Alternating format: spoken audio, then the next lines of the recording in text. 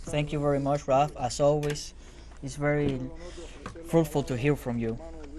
It is my pleasure to offer the floor to Luis Arce, President of the plurinational state of Bolivia.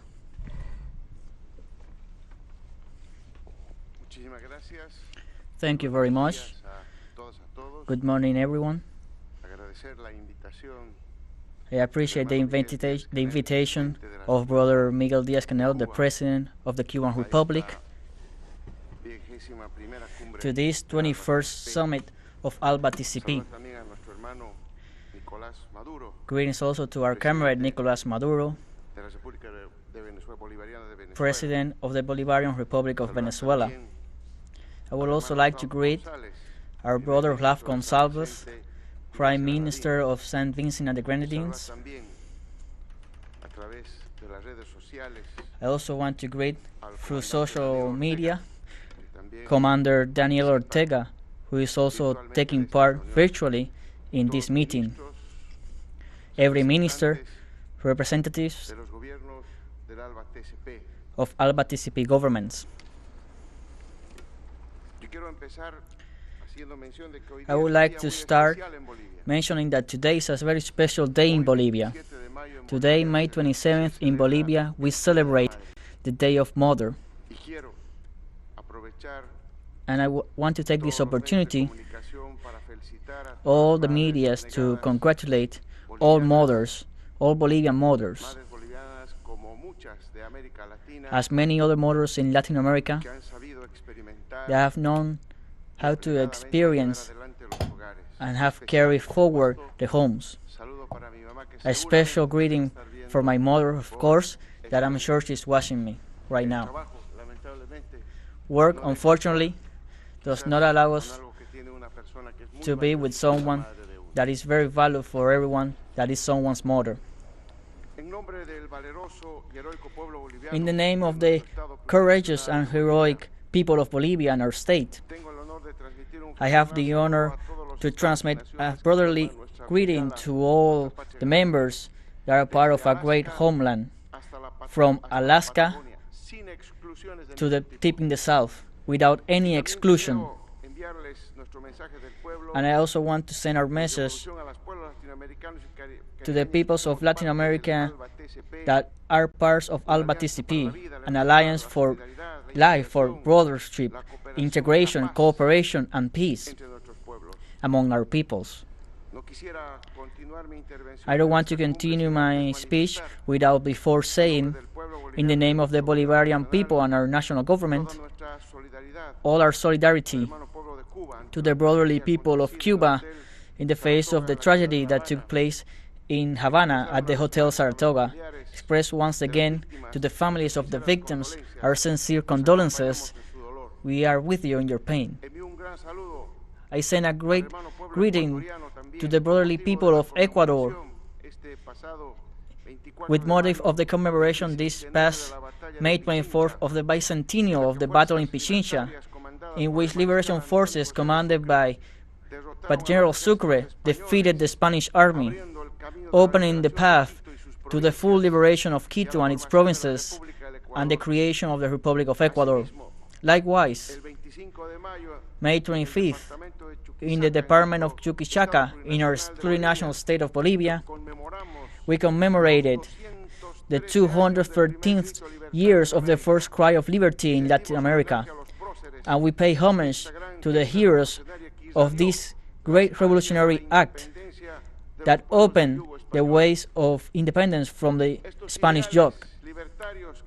These freedom ideals that came from the deepest subjectivity of our peoples in opposition to the colonial policies installed and applied by the Spanish colony to dominate us, still continue today, following and enlightening the path of our great homeland against what the Commander Fidel Castro named the most powerful empire that humanity has never known.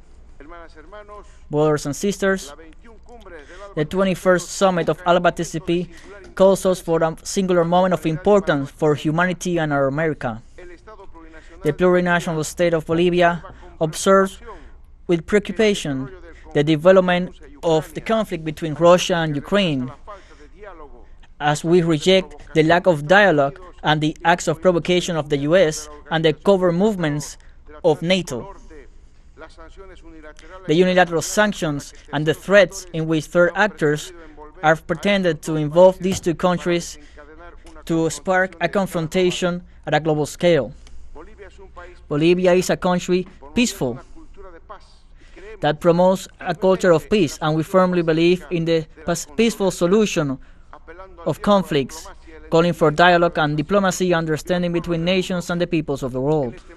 In this framework, we ratified our firm commitment with international law, multilateralism, and the UN Charter.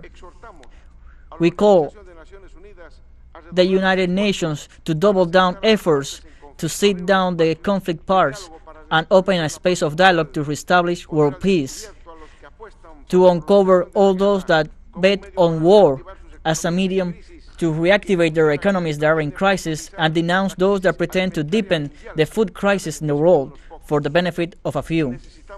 We need a new world order, truly democratic order, just, with power equilibrium and without hegemonies, with full respect to the principle of self-determination of the peoples and the no interference in internal affairs, and with a world peace based on mutual respect and the acknowledgement of social, political, and cultural policies. We also call for dialogue and respect of plurinationality in the context of the American nations. As it was made public in Los Angeles, in the United States, we will have the 9th edition of the Summit of the Americas, and we are worried that everyone won't be invited, and diversity that should be our strength in our continent. The first versions of the Summits of the Americas in the decades of the 90s were in full moment of neocolonial capitalism in the continent. In said encounters, since the beginning of the 21st century, they had the characteristic of being a space for debate and reflection and to exchange ideas, always with the aim of strengthening democracy and not only liberal, and give way to all governments and peoples that promote integration. The arbitrary decision of the U.S. to exclude Cuba, Nicaragua, and Venezuela from the summit under the excuse that those governments do not respect the democratic charter of the Americas, the only thing that has accomplished is weaken the institution that is about to turn 30 years. Washington's veto proves that despite the rhetoric in favor of democracy and human rights, it does not exist a real will in those countries to change the hostile policies against those governments that, with dignity, do not subordinate to their interests. Cuba being victims of that hostility along 6 decades. And today, the Bolivarian Republic of Venezuela suffers also the consequences for following a path different to the one laid out by Washington. We can truly say that the U.S. follows. We can say that the United States is willing to use any method to sanction countries that decide to go on a different path than from their mandate, as it chose to remove Bolivia unilaterally from the access to taxes, despite commitments acquired in international community for fighting drug dealers.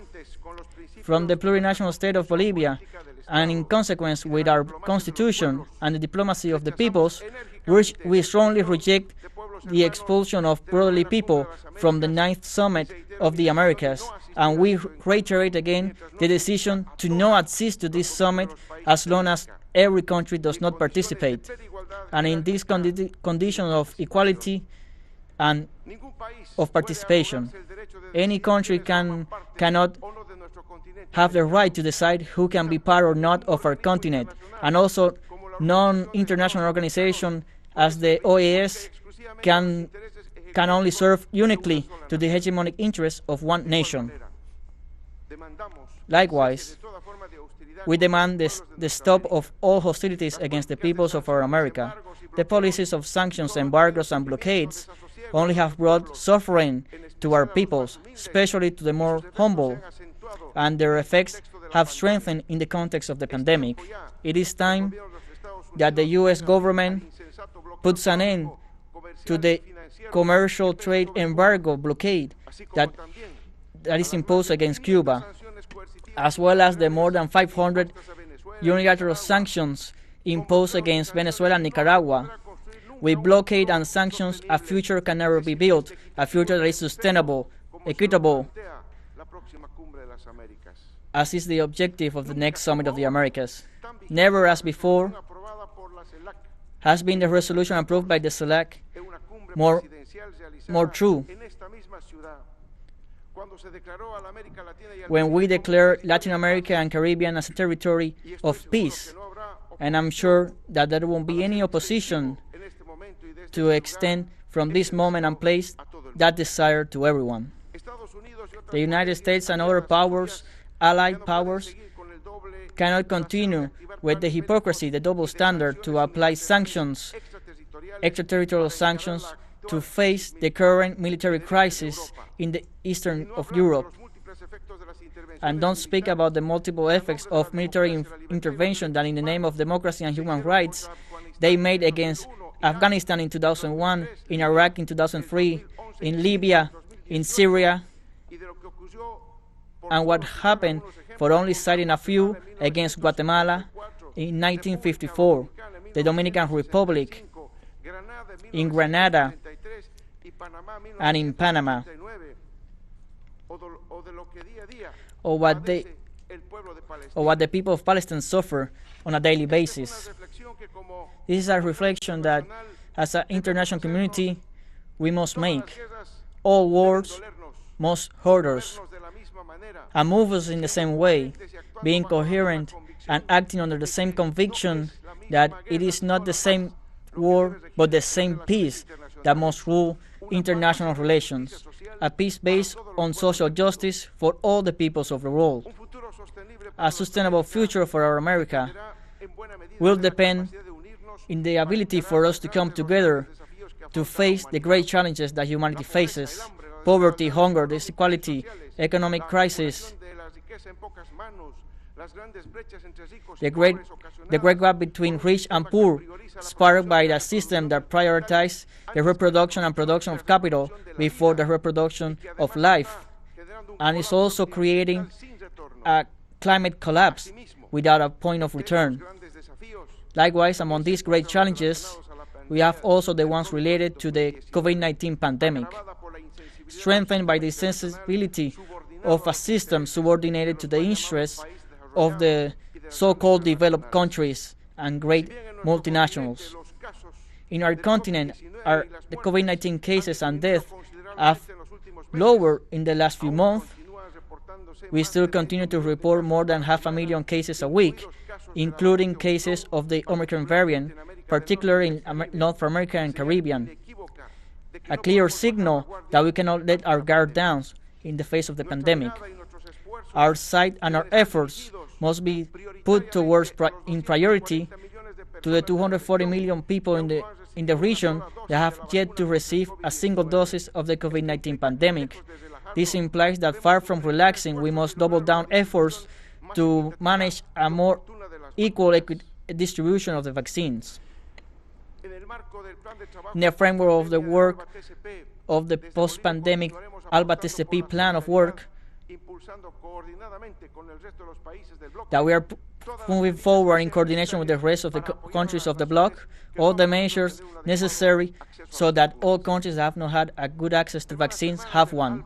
Brothers and sisters from ALBA-TCP, today more than ever our America, that from a wonderful way,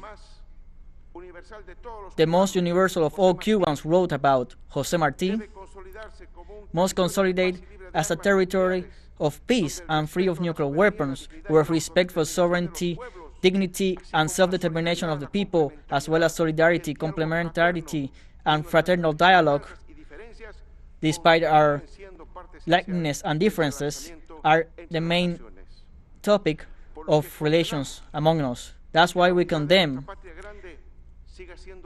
that the unity of our great homeland continues to be threatened by exclusion policies of confrontation,